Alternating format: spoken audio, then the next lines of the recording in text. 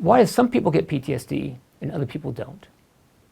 And that's actually part of the challenge, because the traditional answer is, well, it's because of you, because of your genetics, because of your psychological vulnerability.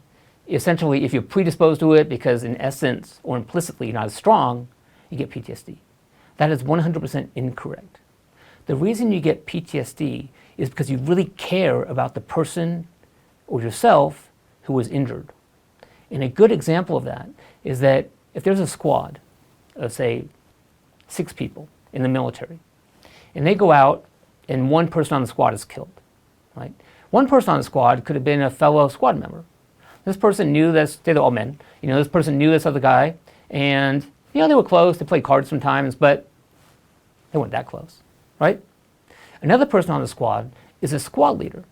They may only be a couple years older than this person, but they feel like that's their kid. Psychologically speaking, it's like that's your son. And so when this person's killed, one person says, well, I'm sorry they're dead. The other person lost a child. So the squad leader is going to be much more traumatized than the first person. And so really what traumatizes us is how much we care about the person who was injured. When we really care about them, really invested in them emotionally, we're traumatized. We're not that emotionally invested. We're not traumatized. So being traumatized is normal. Trying to help people is normal. If you're a medic, in the military or you're in the ER and your job is to save people's life, and something happens where you can't save them, especially if it didn't have to happen, it was unfair.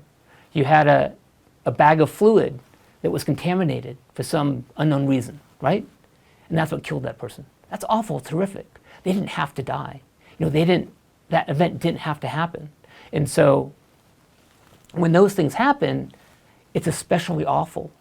So you care about the person, and in essence, it didn't have to happen.